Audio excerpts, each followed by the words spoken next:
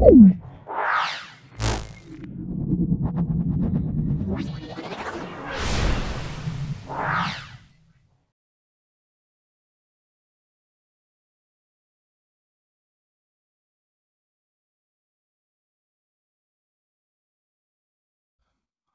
আমাদের 24তম set solve করছি ABTA test paper.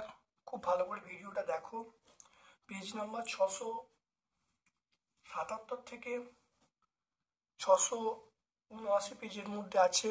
খুব ভালো করে দেখো। বিগত যে ভিডিওগুলো আমি পাবলিশ করেছি সেগুলো নিখুঁতভাবে দেখো, দেখবে অনেক প্রশ্ন তোমাদের কমন পাচ্ছ। যে প্রশ্নগুলো কমন সেগুলো নতুন করে আমি ব্যাখ্যা করছি না। চলে এসো আজকের বিভাগ কয়ে প্রথম প্রশ্ন, জীবাশ্ম জ্বালানি হিসাবে নিয়ন্ত্রণ করা প্রয়োজন। জীবাশ্ম জ্বালানি নিয়ন্ত্রণ করা প্রয়োজন। জীবাশ্ম জ্বালানি ফুরিয়ে আসছে। নাম্বার বি হলো জীবাশ্ম জ্বালানি পুনর্নবীকরণযোগ্য শক্তি উৎস নয়। অপশান সি হলো জীবাশ্ম জ্বালানি গ্রিনহাউস গ্যাস সৃষ্টি করছে। এগুলো সবগুলি কিন্তু জীবাশ্ম জ্বালানি করছে, তাহলে আমি বলবো সব কটি, তাহলে আমরা বলবো অপশান ডি বলবো। তারপর চলে এসো 1.2, উষ্ণতার কোন স্কেলে উষ্ণতার মান ঋণাত্মক হয় না। কেলভিন স্কেলে উষ্ণতার মান কিন্তু ঋণাত্মক হয় না, মনে রাখবে কেলভিন স্কেলে। 1.3, একটি দ্বিপরমাণু গ্যাসের বাষ্প ঘনত্ব 14, তাহলে বাষ্প ঘনত্ব 14 হয়, তাহলে পারমাণবিক গুরুত্ব কত হবে? 14 হবে, মনে রাখবেন। তাপীয় রোধের রাশিমালা আমরা বলবো ডি বাই কে। এখানে ডি এর জায়গায় এল করা আছে। ডি মানে বেদ, এল মানে দৈর্ঘ্য, একই ব্যাপার। এখানে মনে রাখবে ডি এর জায়গায় এল করা আছে, তাহলে এল বাই কে। তারপর 1.5, কোন দর্পণে কোনো বস্তুর প্রতিবিম্ব সর্বদা অসৎ হবে? উত্তল দর্পণে। উত্তল দর্পণে প্রতিবিম্ব কিন্তু সবসময় অসৎ হবে। তারপর দেখো আলোর প্রতিসরণে কোনটা অপরিট থাকে? এটা হলো কম্পাঙ্ক। 1.7 দেখো, সেটা হলো শ্রেণী সমবায় যুক্ত তিনটি রোধ R1, R2, R3। এখানে R3টা, এখানে R1 বড় R2 থেকে, R2 বড় R3 থেকে, এর মধ্যে তড়িৎ প্রবাহ যাচ্ছে। তাহলে শ্রেণী সমবায় থাকলে প্রবাহমাত্রা সমান হবে, তাহলে I1 সমান I2 সমান I3। I1 সমান I2 সমান I3। তারপর দেখো 1.8, একই উপাদানের দুটি তারের দৈর্ঘ্য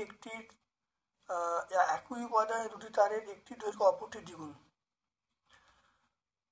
ছোট এবং বড় তারটি রোধাঙ্ক বলা আছে, এটা রো 1, রো 1, রো 2, এদের মধ্যে সম্পর্ক কি? এটা কি এর মতো করা আছে, এটা কিন্তু রো। যাই হোক, একই উপাদান যখন বলা আছে এটা দুটো সমান হবে, তাহলে অবশ্যই আমরা কি বলবো? সমান বলবো। হ্যাঁ, এটা তাহলে দুটো সমান হবে, অপশান এ বলবো। 1.9 দেখো, চলে এসো, নিউক্লিয় সংযোজন ও বিভাজনে উদ্ভূত শক্তি উৎস হলো, আমরা বলবো ভর ঘাটতি। এখানে ভর দেওয়া আছে, মনে রাখবে ভর ঘাটতি, ভর বিচ্যুতি, এরকম কথা পরীক্ষা থাকবে। তারপর চলে এসো, দেখে নাও 1.10, নিচের কোন জোটটি সংগতিপূর্ণ নয়? দেখো সিউ মুদ্রাও ঠিক আছে, ইয়ার হ্যালোজেনের ঠিক আছে, ইয়ার নিষ্ক্রিয় ঠিক আছে, এনের সোডিয়াম মিথিয়াম মৌল এটা ঠিক না, তাহলে আমরা অপশান ডি বলবো। কোন জোটটি আইসো ইলেকট্রনিক? আমরা বলবো নিয়ন অক্সিজেন হলো আইসো ইলেকট্রনিক, তাহলে অপশান এ আমরা বলবো। 1.12, এটা হলো তড়িৎ বিশ্লেষণের সময় আমরা ডিসি মানে সমপ্রবাহ ব্যবহার করব। 1.13, জলের নিম্ন অপসারণ দ্বারা সংগ্রহ করা হয় জলের N2 গ্যাসকে আমরা কি করি? জলের নিম্ন অপসারণ সংগ্রহ করি। তো কোন তথ্যটি ভুল? সেটা হলো অ্যালুমিনিয়াম আকরিক, সেটা হলো ক্যালামাইন, এটা জিঙ্কের আকরিক। তাহলে দেখো ক্যালামাইন কপারের আকরিক, জিঙ্কের আকরিক। তারপরে দেখো ম্যাগনেটাইট লোহার আকরিক। তাহলে এর মধ্যে ভুল কোনটা? আরেকটা আছে প্রথমে ক্রায়োলাইট, এটা হলো অ্যালুমিনিয়াম আকরিক। ভুল হলো ক্যালামাইন, এটা হবে জিঙ্কের আকরিক, এটা সিওর আকরিক লেখা আছে। তাহলে আমরা বলবো অপশন বি বলবো। তারপর চলে এসো Na2CO3, HCl এবং HCOH, এদের মধ্যে কোনটা জৈব যৌগ? জৈব যৌগ হলো ফর্মিক অ্যাসিড, HCOH। দেখো বায়ুকল টারবাইনে কোন শক্তি কোন রূপান্তরিত হয়? এখানে বায়ু শক্তিটা রূপান্তরিত হচ্ছে যান্ত্রিক শক্তি, বায়ুটা রূপান্তরিত হচ্ছে কি বলতো, যান্ত্রিক শক্তি রূপান্তরিত হচ্ছে। তারপর দেখে নাও জীবাশ্ম জ্বালানি দহনে কোন গ্যাস উৎপন্ন হয়? জীবাশ্ম জ্বালালে কোন গ্রিন হাউস গ্যাস উৎপন্ন হয়? এটা মনে রাখবে, অথবা প্রশ্ন যেটা আছে এটা আমরা CO2 বলবো, কার্বন ডাইঅক্সাইড উৎপন্ন হয়। তারপর দেখো 2.2 বায়োগ্যাস প্ল্যান্টে যে সকল ব্যাকটেরিয়া বায়োমাসকে মিথেনে পরিণত করে তাদের কি বলা হয়? মিথানজনিক ব্যাকটেরিয়া। 2.2 এটা আমরা বলবো মিথানোজেনিক ব্যাকটেরিয়া,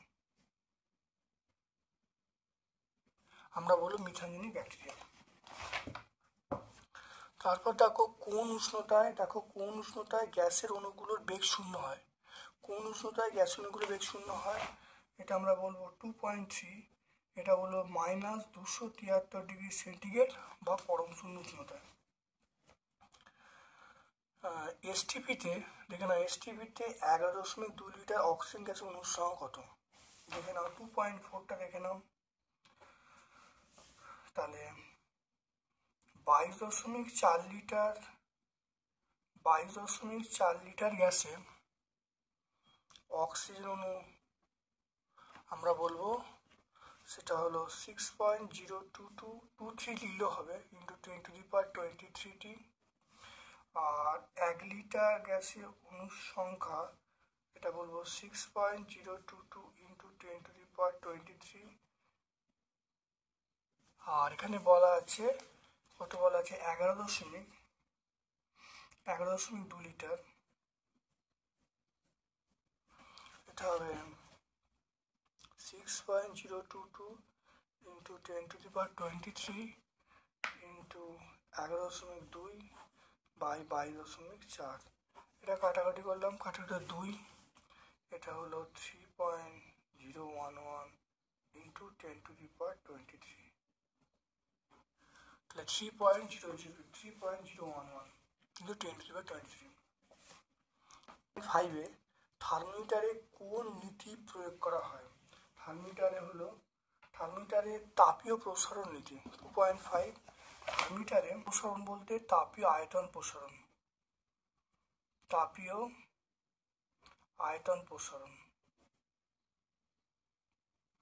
থার্মোমিটারে তাপীয় আয়তন প্রসারণ মানে তাপ দেওয়া হচ্ছে, শরীরে তাপমাত্রা পাচ্ছে, তাপমাত্রা পেলে পারদের আয়তনটা বৃদ্ধি পাচ্ছে, এই নীতি কিন্তু নেওয়া হয়। তরলে শুধুমাত্র কোন প্রকারে প্রসারণ হয়? তরলে শুধুমাত্র না, তরলে 2 প্রকার প্রসারণ হয়, একটা হলো আপাত প্রসারণ গুণাঙ্ক আর প্রকৃত প্রসারণ গুণাঙ্ক। তাহলে অথবা যদি গ্যাস বলতো, গ্যাসের একটা প্রসারণ হতো, তাহলে তরলের আমরা বলবো আপাত প্রসারণ গুণাঙ্ক, মানে আপাত প্রসারণ, তরলে আপাত প্রসারণ আর প্রকৃত প্রসারণ দুটি হয়। তাহলে তরলের কিন্তু আপাত প্রকৃত দুটি হয়, ঠিক আছে। শুধুমাত্র কথাটা বাদ দিতে হবে, তরলের কোন প্রসারণ হয় কথাটা বলতে হবে, আপাত প্রকৃত। যেখানে গ্যাস থাকতো তাহলে সেখানে শুধুমাত্র প্রকৃত প্রসারণ ঘটনা ঘটতো। তারপর দেখো হর্ষ দৃষ্টি চোখে বস্তুর প্রতিবিম্ব কোথায় গঠিত? হর্ষ দৃষ্টি দেখে নাও চোখের সামনে, দেখে নাও আমরা বলবো রেটিনার সামনে, তাহলে আমরা বলবো রেটিনার সামনে, তাহলে আমরা বলবো এখানে লিখে দিচ্ছি রেটিনার সামনে। তারপর দেখো একটি 2.7 একটি লাল বর্ণের জবা ফুলকে নীল বর্ণের আলোর মধ্যে দেখলে, লাল আসছে, নীল বর্ণ দেখলে তাহলে নীলকে সে পাস করবে, লালকে পাস করতে পারবে না। এটা ফুলটা কি হবে? কালো দেখবে, ফুলটা সে কালো দেখবে। ফিউজ তার বর্তনীর সঙ্গে, এটা আমরা কোন সময় বলবো? ফিউজ তার আমরা বলবো শ্রেণী সমবায়। ফিউজ তার শ্রেণী সমবায় যুক্ত থাকে। বৈদ্যুতিক জেনারেটর বা ডায়নামোতে কোন ঘটনাকে কাজে লাগিয়ে তড়িৎ প্রবাহ সৃষ্টি হয়? বৈদ্যুতিক জেনারেটর বা ডায়নামোতে তড়িৎচুম্বকী আবেশ, এটা বলবো তড়িৎচুম্বকী আবেশ। তো এটা দেখে নাও 2.9 আমরা লিখবো তড়িৎচুম্বকী আবেশ।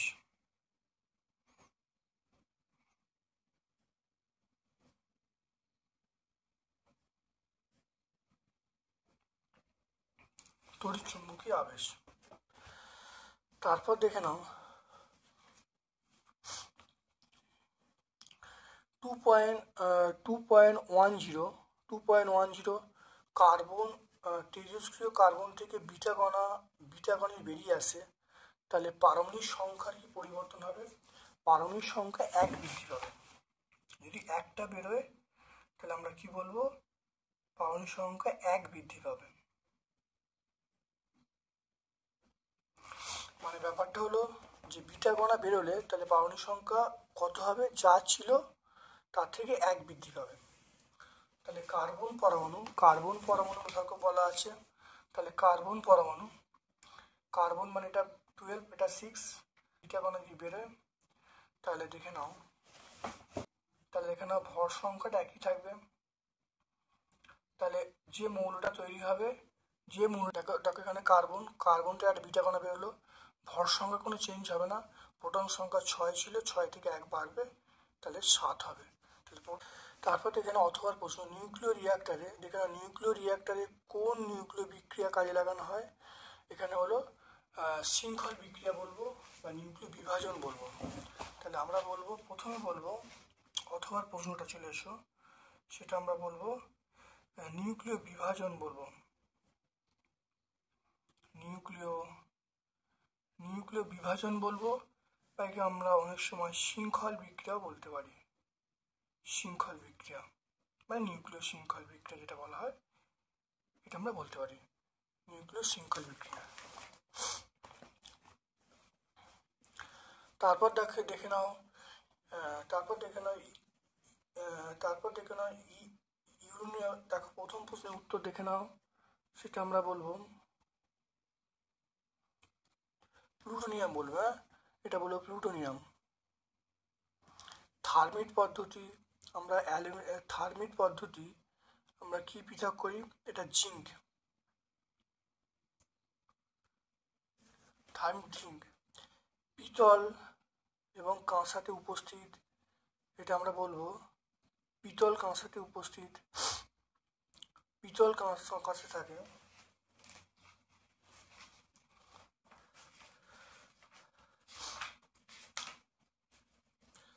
দেখে নাও। কপার দেখো পিতলেও থাকে, কপার দেখো কাঁসাতেও থাকে। তাহলে আমরা কি বলবো? সিউ বলবো। আর মুদ্রাতু আমরা বলবো এইউ বলবো। মুদ্রাতু আমরা এইউ বলবো। তাহলে কি হলো? এই প্রথম প্রশ্ন উত্তর আমরা কি বলবো? সেটা হলো প্লুটোনিয়াম বলবো। থার্মিট পদ্ধতি আমরা জিঙ্ক বলবো। তারপর দেখে নাও পিতল কাঁসাতে উপস্থিত সিউ বলবো, মুদ্রাতু আমরা এইউ বলবো।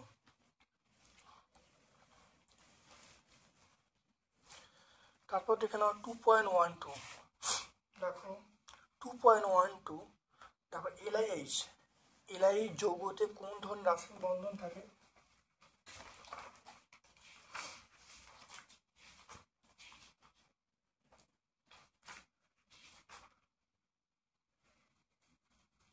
এলআইএইচ আমরা বলবো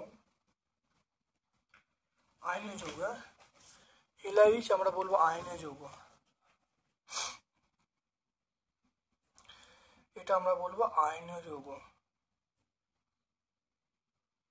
এলআইএইচ আমরা বলবো আয়নীয় যৌগ। সত্য মিথ্যা বলতে বলছে, তড়িৎ বিশ্লেষণে তড়িৎ শক্তি রাসায়নিক রূপান্তরিত হয়। এটা সত্য হবে। 2.13 এটা আমরা সত্য বলবো। তারপর দেখে নাও অ্যালুমিনিয়াম। দেখে নাও অ্যালুমিনিয়াম ধাতু নিষ্কাশনের সময় তড়িৎ বিশ্লেষ্য হিসাবে অ্যালুমিনিয়াম ধাতু নিষ্কাশনের সময় তড়িৎ বিশ্লেষ্য হিসাবে আমরা কি ব্যবহার করি? তড়িৎ বিশ্লেষ্য হিসাবে কি ব্যবহার করি? এটাও দেখো ক্রায়োলাইট এবং ফ্লুডস্পার ব্যবহার করি। ক্রায়োলাইট, ফ্লুডস্পার। এটা পেজ নাম্বার 115 বলে দিচ্ছি। এটা হলো পেজ নাম্বার 115 আমরা বলে দিচ্ছি ক্রায়োলাইট, ফ্লুডস্পার ব্যবহার করি। জলের দেখো জলের তড়িৎ বিশ্লেষণের তড়িৎদ্বার রূপে আমরা কি ব্যবহার করি? জলের তড়িৎ বিশ্লেষণের তড়িৎদ্বার হিসেবে আমরা কি ব্যবহার করি? দেখো জলের তড়িৎ বিশ্লেষণে আমরা তড়িৎদ্বার হিসেবে কি ব্যবহার করি?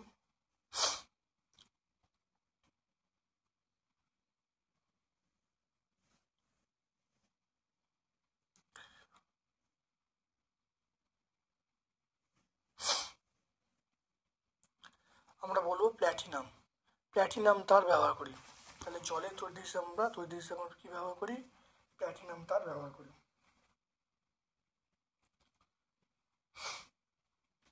তাহলে সেটা বলবো প্ল্যাটিনাম তার। পেজ নাম্বার 114 আমরা পাবো। তারপর দেখো অ্যামোনিয়া। যেখানে অ্যামোনিয়া শিল্প উৎপাদনে মলিবডেনামের চূর্ণ নেওয়া হয় কেন? অ্যামোনিয়া শিল্প উৎপাদনে মলিবডেনাম চূর্ণ নেওয়া হয় কেন? আমরা এখানে কি ব্যবহার করি? শিল্প ব্যবহার করা হয় কেন? কারণ কার্যকারিতা বৃদ্ধি করার জন্য। বিক্রিয়া মানে আমরা যদি মলিবডেনাম ব্যবহার করি তাহলে কার্যকারিতা বৃদ্ধি পাবে। ঠিক আছে। দেখো K2 দেখে নাও, আমরা অনুঘটক এটা দেখে নাও। আমরা যদি K2O এবং Al2O3 এর পরিবর্তে মলিবডেনাম ব্যবহার করি তাহলে কার্যকারিতা বহুগুণ বৃদ্ধি পাবে। তাহলে স্মেলিং সল্ট আমরা বলবো, দেখে নাও smelling salt 2.16 ammonium carbonate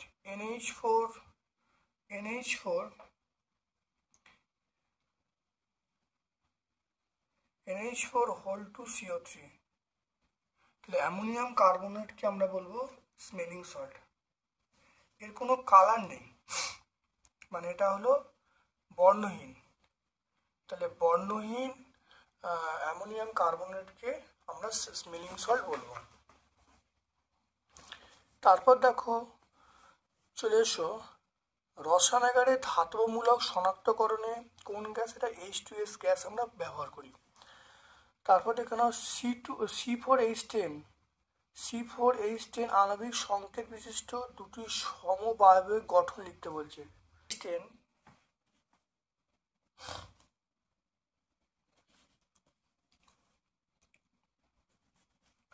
C4H10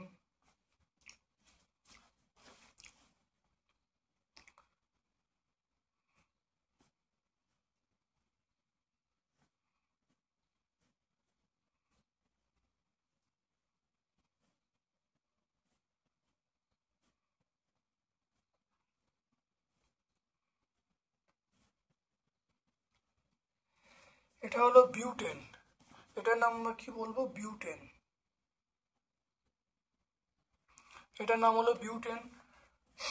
আর এইটা দেখো এটা হলো বিউটেন।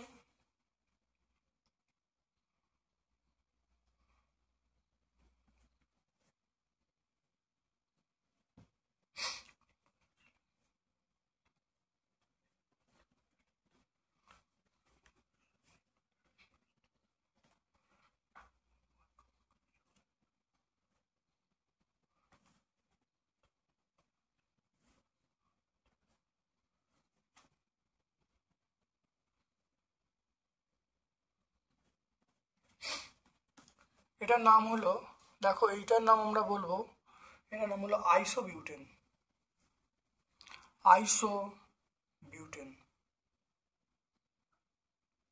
এটার নাম হলো আইসোবিউটেন। দেখে না ভালো করে, এটা আইসোবিউটেন। তারপর দেখে নাও নিচের, দেখে নাও অথবা প্রশ্ন, নিচের হাইড্রোকার্বন কি ধরনের হাইড্রোকার্বন? এটা হলো প্রথমটা হলো সম্পৃক্ত হাইড্রোকার্বন, দ্বিতীয়টা অসম্পৃক্ত হাইড্রোকার্বন। তাহলে প্রথমটা হলো সম্পৃক্ত, তাহলে প্রথমটা আমরা পাবো সম্পৃক্ত হাইড্রোকার্বন, দ্বিতীয়টা হলো অসম্পৃক্ত হাইড্রোকার্বন। প্রথমটা হলো সম্পৃক্ত হাইড্রোকার্বন, সম্পৃক্ত হাইড্রোকার্বন,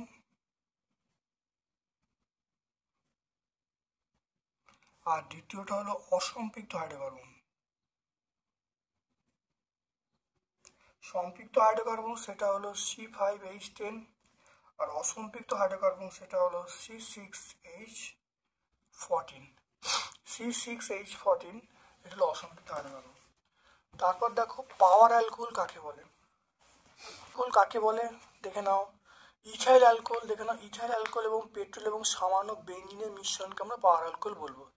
ইথাইল অ্যালকোহল, পেট্রোল ও বেঞ্জিনের মিশ্রণকে পাওয়ার অ্যালকোহল বলবো। আর পাওয়ার অ্যালকোহলের মধ্যে 80% পেট্রোল, 20 থেকে 25% ইথানল এবং সামান্য পরিমাণে বেঞ্জিন থাকে। এটা আমরা সহায়িকায় পাবো, সহায়িকায় 36 পেজে আমরা পাবো। ভবিষ্যতে জ্বালানি সংকট মোকাবিলায় মিথেন হাইড্রেট কতখানি সহায়ক করবে। তোমরা এই 28-এর উত্তরটা, 28 যে প্রশ্ন আছে উত্তরটাকে পরিষ্কার পেয়ে যাবে। এটা সহায়িকায় 37 পেজে তোমরা পেয়ে যাবে। তারপর দেখে নাও স্থির চাপে দেখে নাও স্থির চাপে 27 সেন্টিগ্রেড তাপমাত্রায় কোনো গ্যাসের আয়তন বলা আছে 5 লিটার। এবার দেখো চাপ এবং ভর স্থির রেখে গ্যাসটির উষ্ণতা কত করলে আয়তন 20% হ্রাস পাবে। দেখে নাও এটা, দেখে নাও T1 হলো 27 + 273 কেলভিন, এটা আমরা বলবো 300 কেলভিন, 300 কেলভিন হবে। তারপর দেখো V1 মানে আমার বলেছে 5 লিটার। এবার দেখো V2 বলেছে দেখে নাও আয়তন 20% হ্রাস পাবে। তাহলে আয়তন 20% হ্রাস পাবে, আয়তন ছিল 5, তাহলে এখন আয়তন হচ্ছে কত, তাহলে 20% হ্রাস মানে আমরা আয়তন হবে 80/100। এটা কাটাকাটি করো, এটা কাটাকাটি করলে 2, এটা 4 হবে, তাহলে আয়তন তাহলে হয়ে যাবে 4 লিটার। আমার কি চাইছে, T2টা চাইছে। যেহেতু তাপমাত্রাটা কনস্ট্যান্ট, না যেহেতু চাপটা কনস্ট্যান্ট, তাহলে সূত্রটা কি হবে, তাহলে চার্লস সূত্রানুসারে আমরা কি বলবো, V1/T1 সমান আমরা বলবো V2/T2। তাহলে V1 মানে 5, T1 মানে আমরা বলবো 300, V2 মানে 4, আর T2 মানটা চাইছি। তাহলে এখান থেকে 5 T2 মানে আমরা বলবো 300 × 4, তাহলে এখান থেকে আমরা কার মান পেয়ে যাব, তাহলে T2 মান পেয়ে যাব 300 × 4/5। তাহলে এখান থেকে T2 মানটা পেয়ে যাব, তাহলে কত হবে, 6 হবে, 60 হবে। এটা দেখো 240,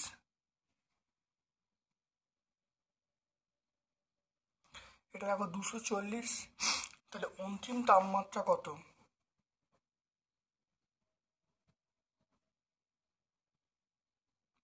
অন্তিম তাপমাত্রা 240 - 273 ডিগ্রি সেন্টিগ্রেড। তো এটা কত বলবো, -33 ডিগ্রি সেন্টিগ্রেড। তাহলে অ্যান্সার পেয়ে গেলাম 33 সেন্টিগ্রেড।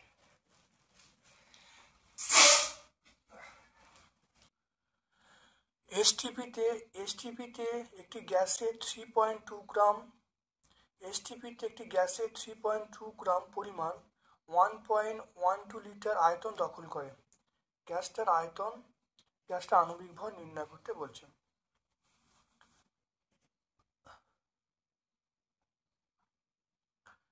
থ্রি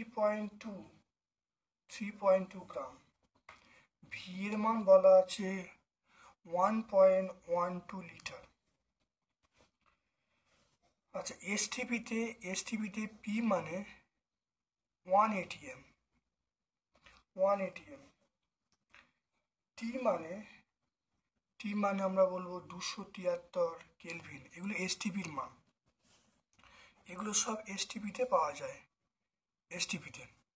তাহলে এবার আমরা জানি এখানে এম এর মান আমার চাইছে, এম মানে হলো আণবিক ভর, ওটা চাইছে। তাহলে দেখে নাও, আমরা জানি পিভি সমান ডব্লিউ বাই এম আর টি। তাহলে পিভি সমান ডব্লিউ এম আর টি। তাহলে এখানে দেখো, আমি যদি এম এর মান বার করি, এম সমান ডব্লিউ আর টি বাই আমরা বলবো পিভি বলবো। তাহলে ডব্লিউর মান আমরা পেয়ে যাব, ডব্লিউর মান এটা আমরা পাচ্ছি 3.2, আর এর মান 0.082, আর টি এর মান আমরা 300 বলবো, আর পি এর মান 1 বলবো, ভি এর মান আমরা বলবো 1.12। দেখে নাও করলে যেটা আসবে, দেখো এটা আসবে 70.28। গ্যাসটির আণবিক ভর আমরা বলবো 70.28, একটা হলো গ্রাম পার মোল, 70.28 গ্রাম পার মোল।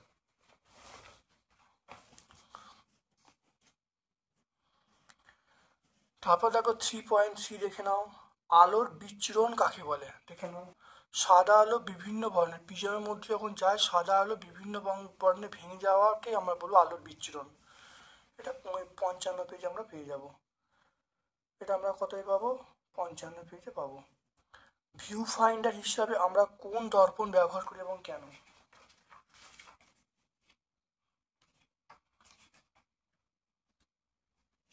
এখানে ভিউ ফাইন্ডার হিসাবে আমরা উত্তল দর্পণ ব্যবহার করি। কেন দেখো লেখা আছে এখানে, তাহলে এখানে ভিউ ফাইন্ড হিসাবে উত্তল দর্পণ ব্যবহার করি, দেখে নাও ভালো করে।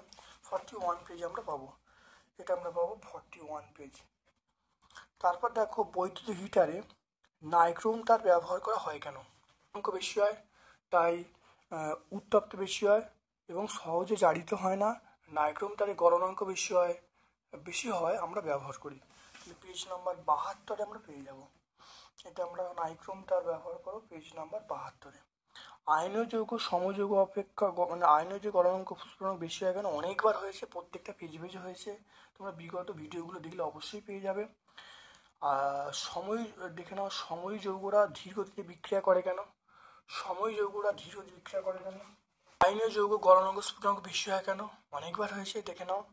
আর সময় যৌগ ধীর গতিতে বিক্রিয়া করে কেন, সময় যৌগ কেন ধীর গতিতে বিক্রিয়া হয়, এখানে দেখো পেয়ে যাবে, এটা 22-এর প্রশ্নের উত্তর পেয়ে যাবে। তারপর দেখো ABCD 4টি মৌল আছে, এদের বলা আছে পরমাণু ক্রমাঙ্ক বলা আছে 3, 9, 11, 17। এদের বলেছে কোনটি ধনাত্মক কোনটা ঋণাত্মক। তাহলে 2, 1 বলবো। বি মৌলটা 9 বলা আছে, ইলেকট্রন বিন্যাস করলে আমরা 2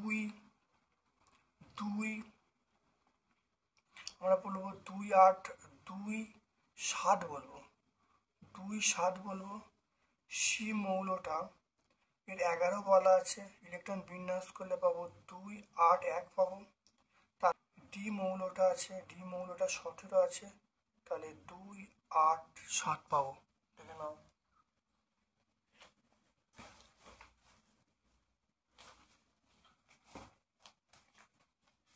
এটা হলো ঋণাত্মক মৌল, এটা সবচেয়ে ঋণাত্মক মৌল হলো বি, সবচেয়ে ঋণাত্মক মৌল আমার বি হবে। আর ধনাত্মক মৌল, তারপর দেখো রাসায়নিক বিক্রিয়ায়, দেখে নাও রাসায়নিক বিক্রিয়ায় প্রমাণ করে অ্যামোনিয়াতে হাইড্রোজেন আছে। অ্যামোনিয়াতে হাইড্রোজেন দেখে নাও, অ্যামোনিয়াতে হাইড্রোজেন আছে, ভালো দেখে নাও, এটা তোমরা লিখবে, এখান থেকে প্রমাণে অ্যামোনিয়া হাইড্রোজেন আছে। এর সঙ্গে যখন তোমরা হাইড্রোজেনটা দেখলে আমি তোমাদের বলবো তোমরা অ্যামোনিয়াতে যে নাইট্রোজেন সেটাও তুমি দেখে নাও। তাহলে এই প্রশ্নের উত্তর এটা আছে, আর পরীক্ষায় যদি পরে অ্যামোনিয়াতে নাইট্রোজেন আছে তার উত্তরটাও তোমরা কিন্তু দেখে রাখো। সহায়িকা 377 পেজে তোমরা পাবে, সহায়িকা 377 পেজে। আচ্ছা, উৎসর্গিত অ্যানোড বা প্ল্যাটিনা এগুলো অনেকবার হয়েছে, তোমরা ভিডিওগুলো দেখলেই তোমরা পাবে। এগুলো সব সলভ করা হয়েছে, এগুলো সব আগে ব্যাখ্যা করা হয়েছে, আর নতুন করে এগুলো ব্যাখ্যা করছি না। তারপর দেখো 3.9 সিএইচও কার্যকরী মূলক ঘটিত যুক্ত জৈব যৌগর মধ্যে সরলতম অ্যালকিন গঠনের সংকেত এবং ইউপ্যাক নাম লিখতে বলছে।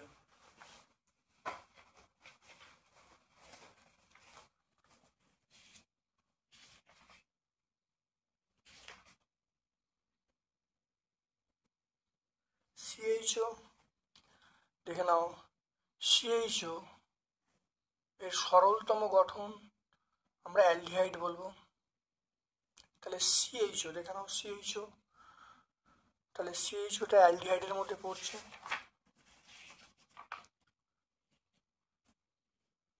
সিএইচও সরলতম, এটার নাম হলো আমরা কি বলবো, এটা হলো আমরা বলবো, দেখো সিএইচও এর মধ্যে আসছে মিথানল, মিথানল পেয়ে যাব। পেজ নাম্বার 142-এ রেকটিফাইড স্পিড এবং মেথিলেটেড স্পিডের মধ্যে পার্থক্য লিখতে বলছি। রেকটিফাইড স্পিড দেখো, মেথিলেটেড স্পিড পার্থক্য দেখে না ভালো করে, এটা পেজ নাম্বার 586, 586-তেই পাবো। তারপর দেখো স্থির চাপে কোনো গ্যাসের আয়তন তার পরম তাপমাত্রা সমানুপাতিক। পরম উষ্ণতা কাকে বলে? এটা অনেকবার হয়েছে, তো আরেকবার দেখে নাও। এই প্রশ্নের উত্তরটা বলছে, আমরা এইখান থেকে শুরু করব, আমরা শেষ করব এইখানে,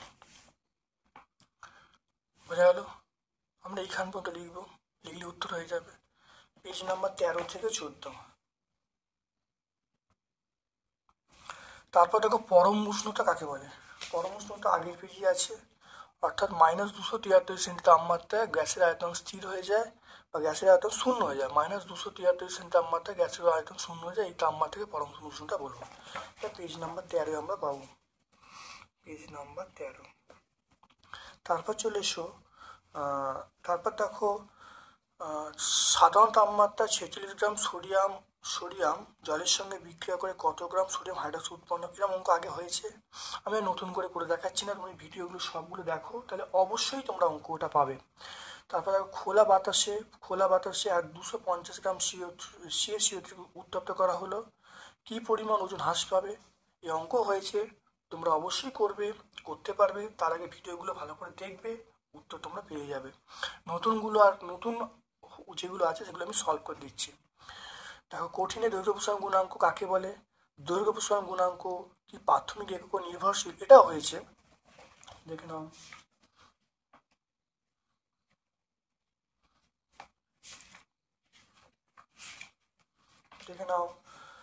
কঠিনের দৈর্ঘ্য প্রসারণ গুণাঙ্ক দেখো না, কঠিন দৈর্ঘ্য গুণাঙ্কের সংজ্ঞা পেয়ে যাবে। দেখো কঠিনের দৈর্ঘ্য প্রসারণ গুণাঙ্কের সংজ্ঞা পেয়ে যাবে, দেখো সমীকরণ পেয়ে যাবে। এই সমীকরণ থেকে পরিষ্কার বোঝা যায় এটা দৈর্ঘ্য এককের উপর নির্ভরশীল না, শুধুমাত্র তাপমাত্রা এককের উপর নির্ভরশীল। এটা হয়েছে, অনেকবার হয়েছে। তারপর দেখো কোনো পদার্থের তারপরে কোন বিষয়ের উপর নির্ভর করে, এটা পেজ নাম্বার 33-এ তোমরা অবশ্যই পেয়ে যাবে, অনেকবার হয়েছে, ভালো করে দেখবে। থার্মোস্ট্যাট কি কাজে লাগে? থার্মোস্ট্যাট উষ্ণতা নিয়ন্ত্রণ করতে কাজে লাগে।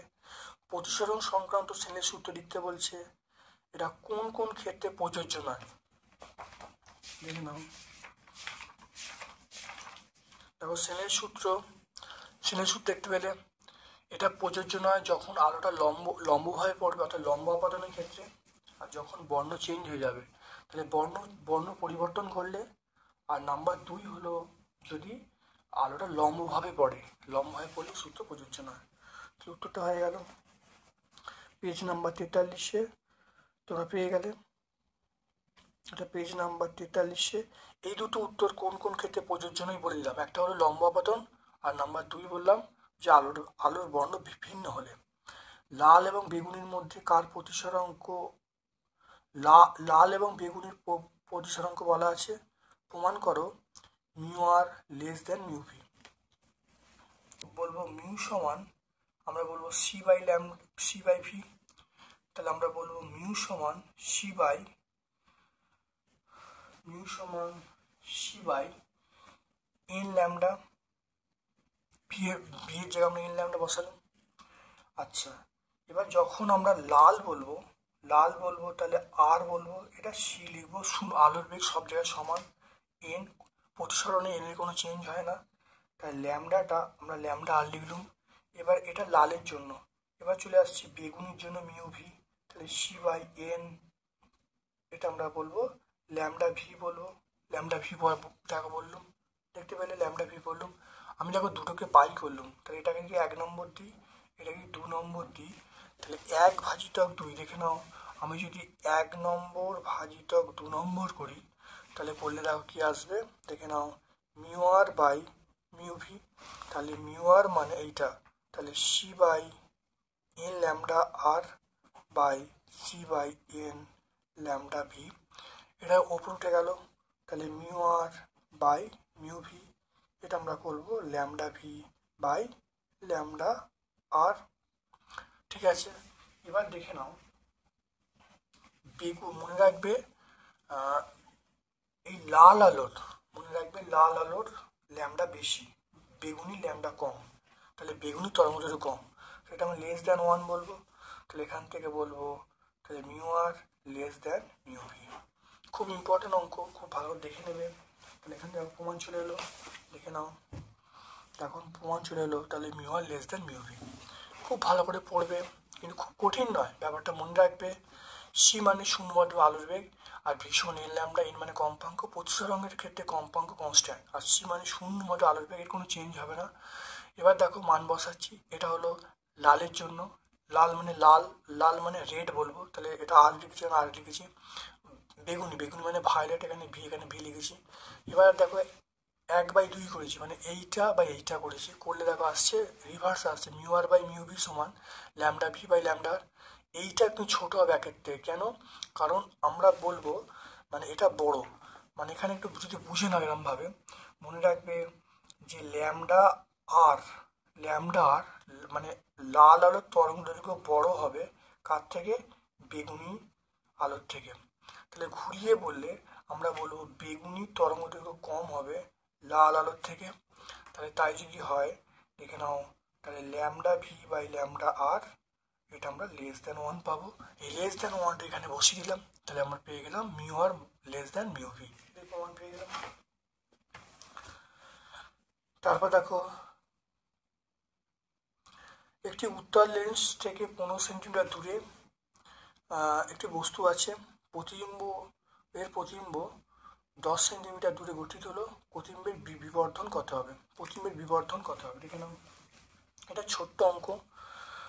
দেখো বস্তু বলা আছে, প্রতিবিম্ব বলা আছে, দেখে নাও, একটি বস্তু লেন্স থেকে 15 সেন্টিমিটার দূরে অবস্থিত, এর প্রতিবিম্ব 10 সেন্টিমিটার দূরে গঠিত হলো, প্রতিবিম্বের বিবর্ধন কত হবে? দেখে নাও ভালো করে। এখানটা আমরা বলবো, তাহলে এম মানে বিবর্ধন আমরা বলবো ভি বাই ইউ বলবো। তাহলে ভি এর মান বলা আছে 10 সেন্টিমিটার, আর এর মান বলা আছে 15 সেন্টিমিটার, ইউ এর মান 15 সেন্টিমিটার। কারণ ভি এর মান এখানে বলা আছে 10 সেন্টিমিটার দূরে প্রতিবিম্ব সৃষ্টি হলো, আর বস্তু রাখা হয়েছে 15 সেন্টিমিটার দূরে। এটাও কাটাকাটি করলে আমরা পেয়ে যাব 2/3, এটাই অ্যান্সার পেয়ে যাবো আমরা।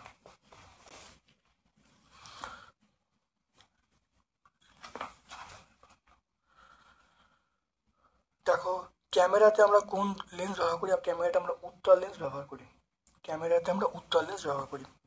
তারপর দেখো তড়িৎ প্রবাহে, দেখে নাও, তড়িৎ প্রবাহের ওপর চুম্বকীয় প্রদর্শন যন্ত্র। তড়িৎ প্রবাহের ওপর চুম্বকের ক্রিয়া প্রদর্শন করে একটি যন্ত্রের নাম এবং কার্যনীতি ব্যাখ্যা করো।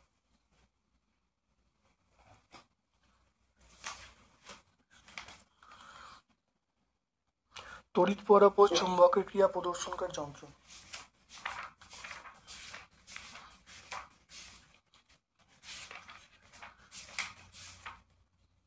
তড়িৎ প্রবাহের ওপর চুম্বকের ক্রিয়া, দেখে নাও, তড়িৎ প্রবাহ চুম্বকের ক্রিয়া একটা যন্ত্রের নাম, আমরা বলবো বাল্যচক্র। আমরা কি বলবো? বাল্যচক্র বলবো। তাহলে অবশ্যই বাল্যচক্র হবে। এই যন্ত্রের কার্যনীতি কোন নীতির ওপর প্রতিষ্ঠিত সেটা লিখতে বলছে।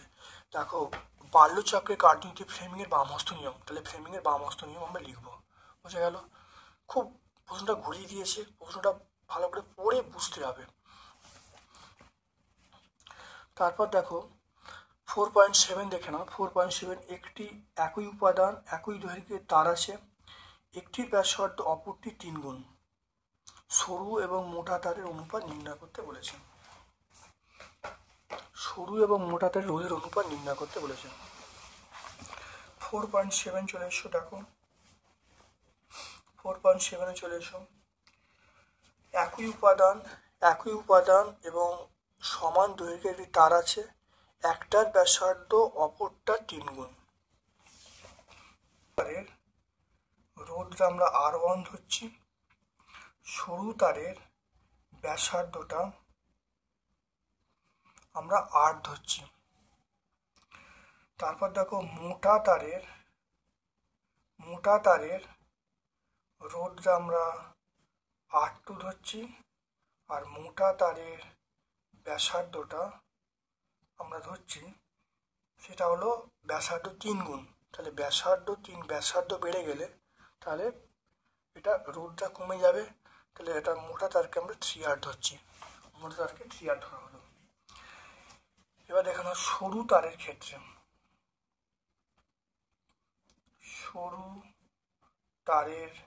ক্ষেত্রে। তাহলে এখানে বলবো, তাহলে R1 সমান আমরা বলবো রো L বাই A মানে পাই R স্কোয়ার। মোটা তারের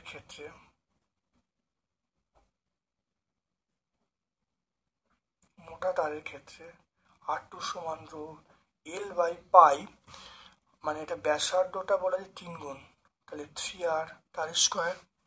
তাহলে R2 সমান আমরা পেয়ে গেলাম rho L by pi 9R square, এটা পেয়ে গেলাম। তাহলে এখানটা দেখে নাও, আমরা যদি R2 সমান আমরা বলবো, তাহলে 1/9, এটা হলো rho L by pi R square. এই মানটা দেখো, এই মানটা R1, তাহলে R2 সমান আমরা বলবো 1/9 R1, তাহলে পেয়ে গেলাম। তাহলে R2 সমান 1/9 R1, তাহলে বুঝতে পারলে তাহলে কিরকম পরিবর্তন হবে। তাহলে অনুপাত কি হলো, তাহলে আমি অনুপাত বলা আছে সরু এবং মোটা তারের অনুপাত, তাহলে এখান থেকে আমরা বলবো R1/R2, তাহলে R1/R2 দেখে নাও, তাহলে 9/1, তাহলে আমরা বলতে পারি R1:R2 আমরা বলবো 9:1।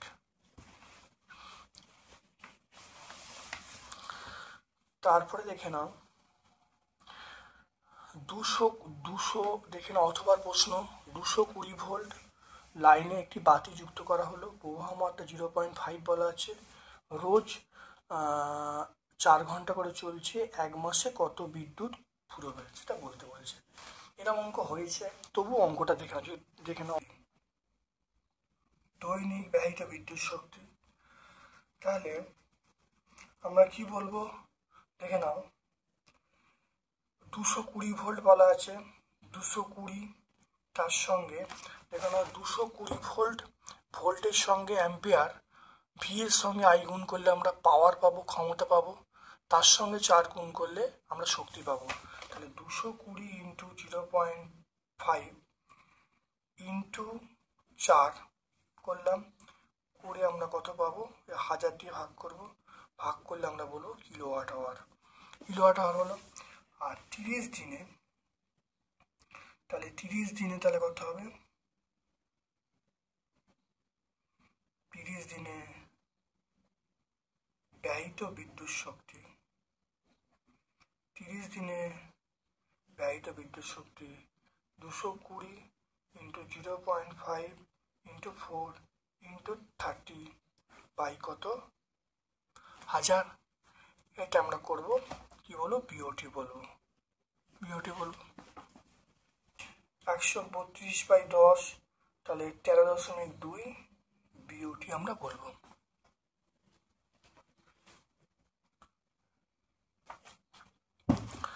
তারপর দেখো নিউক্লিয় বিভাজন কাকে বলে, সমীকরণ দিতে বলছে। নিউক্লিয় বিভাজন কাকে বলে, সমীকরণ সহ সমীকরণ দাও। শক্তি ও ভর সমীকরণ দাও শক্তি এবং ভরের পারস্পরিক রূপান্তর সম্পর্কিত আইনস্টাইনের সমীকরণ লিখতে বলছে। তাহলে দেখে নাও নিউক্লিয় বিভাজন কাকে বলে।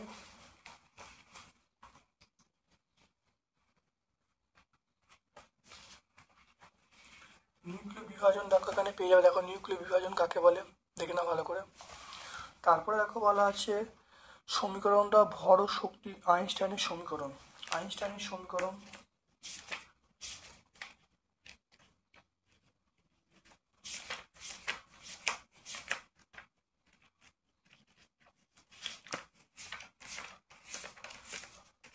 দেখে নাও, আইনস্টাইনের সমীকরণ দেখে নাও ভালো করে। তাহলে পেজ নাম্বার 22 আমরা পেয়ে যাব আইনস্টাইনের সমীকরণ, আমরা পেজ নাম্বার 22 পেয়ে যাব।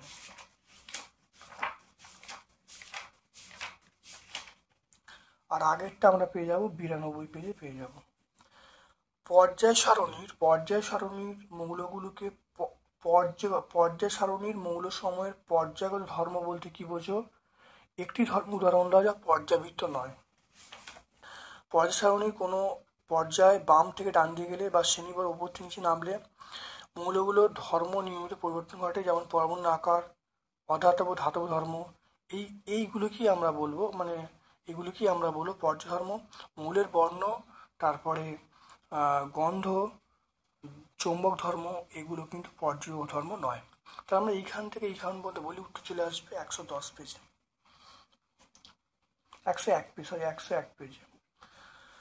নিষ্ক্রিয় মৌলগুলোর দেখে নাও, নিষ্ক্রিয় মৌলগুলোর আয়নন বিভব বেশি হয় কেন? নিষ্ক্রিয় মৌল এগুলো দেখো সুস্থির ইলেকট্রন বিন্যাস সৃষ্টি করে। নিষ্ক্রিয় মৌল ইলেকট্রন বিন্যাস, এগুলো নিষ্ক্রিয় দেখো সুস্থির ইলেকট্রন বিন্যাসের জন্য রাসায়নিক বিক্রিয়া নিষ্ক্রিয়, মানে রাসায়নিক বিক্রিয়া নিষ্ক্রিয় হওয়ার জন্য আয়নন বিভব অনেক বেশি হয়। তাহলে আমরা শুধু এইটুকু বলবো, সুস্থির ইলেকট্রন বিন্যাসের জন্য রাসায়নিকভাবে নিষ্ক্রিয়, এই জন্যই তাদের আয়নন বিভব বেশি হয়। তারপর দেখে নাও COFLI, এদের মধ্যে পরমাণবিক ব্যাসার্ধ অনুসারে সাজাতে বলছে, ক্রমবর্ধমান। দেখে নাও এখানে উত্তর দেখো পরিষ্কার পেয়ে যাবে, দেখে নাও। তাহলে 101-এ তোমরা এই উত্তরগুলো সবই পেয়ে যাবে। তারপর দেখো কপার সাথে জলীয় দ্রবণে সিউ তড়িৎ গাঢ়ত্বের কি পরিবর্তন ঘটে? অনেকবার হয়েছে, দেখে নাও। এটা দেখে নাও, তোমরা এইখান থেকে বলে দেবে, ব্যাখ্যাটা পুরো বলে দেবে, ব্যাখ্যাটা 115 পেজ, এটা আমরা বলে দেবো 115 পেজ। তারপর দেখে নাও, তারপর দেখো পরীক্ষাগারে নাইট্রোজেন প্রস্তুতির নীতি এবং সমীকরণ এবং নাইট্রোজেন সক্রিয়তা কম কেন? তারপর পরীক্ষাগারে নাইট্রোজেন প্রস্তুতির নীতি এবং রাসায়নিক সমীকরণ।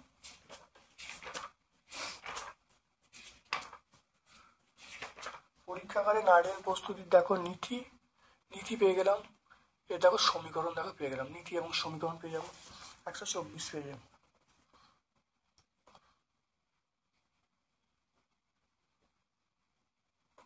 পেজে পেয়ে যাবো। তারপর দেখো N2 গ্যাসের সক্রিয়তা কম কেন?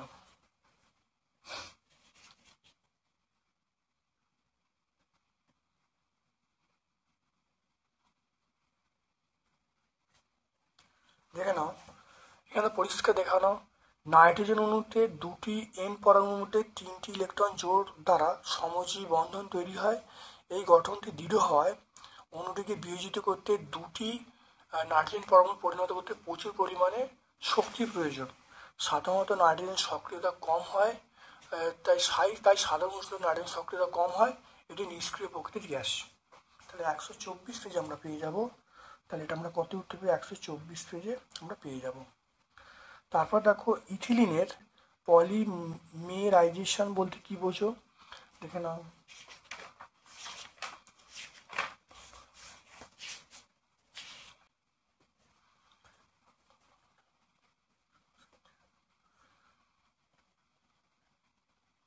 পেজ নাম্বার 135-এ পাবো। তাহলে এটা আমরা পেজ নাম্বার 135-এ পাবো। তারপর দেখো পিভিসি মনোমারের নাম ও সংকেত। দেখে নাও, পিভিসি মনোমারের নাম আমরা বলবো vinyl chloride, CH2 double bond CHCl, পেয়ে গেলাম এটা। তারপর দেখো এলপিজির সিলিন্ডারের দুর্গন্ধযুক্ত পদার্থটির নাম কি? দেখে নাও, দুর্গন্ধযুক্ত পদার্থটির নাম আমরা বলবো, দেখো ইথাইল মার্ক্যাপটান C2H5SH, দেখতে পেলে। তারপর দেখো ভিনিগার কি, দেখে নাও ভিনিগার কি, এর ধর্ম লিখতে বলছি। ভিনিগার কি?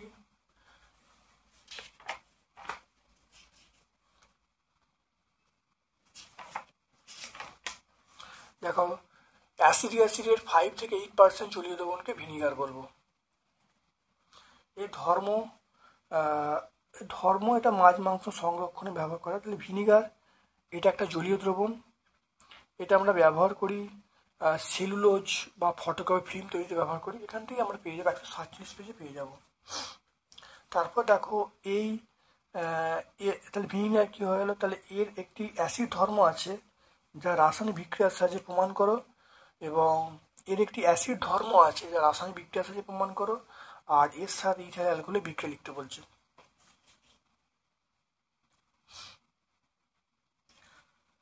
দেখো ভিনাইলের সঙ্গে অ্যাসিড ধর্ম, তাহলে দেখে নাও অ্যাসিড ধর্ম বলতে দেখো লবণ উৎপন্ন করছে। তাহলে ভিনিগার দেখো ক্ষারের সঙ্গে, দেখো এটা ভিনিগার একটা অ্যাসিড, দেখো ক্ষারের সঙ্গে বিক্রিয়া করছে, বিক্রিয়া লবণ জল উৎপন্ন করছে, তাহলে অ্যাসিড ধর্ম। তাহলে আমরা এই ক্ষারের সঙ্গে বিক্রিয়া লিখবো, ঠিক আছে, এই উত্তরটা হবে। তারপরে আমরা পরের প্রশ্ন উত্তর আমরা লিখবো ইথাইল অ্যালকোহলের সঙ্গে বিক্রিয়া লিখবো। ইথাইল অ্যালকোহলের সঙ্গে বিক্রিয়া লিখলেই আমরা হয়ে যাবে। তাহলে আমরা ক্ষারের সঙ্গে বিক্রিয়াটা পুরোটা লিখবো, তারপর ইথাইল অ্যালকোহলের সঙ্গে এস্টারিফিকেশন বিক্রিয়াটা লিখবো, লিখলেই কিন্তু হয়ে যাবে। 147 পেজে আমরা পেয়ে যাব, পেজ নাম্বার 147। তাহলে আজকে আমরা দেখে নাও, সেটা হলো 24তম সেটটা সম্পূর্ণ ব্যাখ্যা করলাম। খুব ভালো করে ভিডিওটা দেখো, অবশ্যই তোমরা আমার ভিডিওতে উপকৃত হবে। যদি ভালো লাগে লাইক করবে, চ্যানেলটাকে সাবস্ক্রাইব করবে, যারা বেল বাটনে যদি ভিডিও ভালো লাগে লাইক করবে, চ্যানেলকে সাবস্ক্রাইব করবে, তোমার সকল বন্ধুবান্ধবের মধ্যে আমার ইউটিউব চ্যানেলটা শেয়ার করে দেবে। আমার পক্ষ থেকে সকলকে ধন্যবাদ এবং শুভকামনা জানাচ্ছি।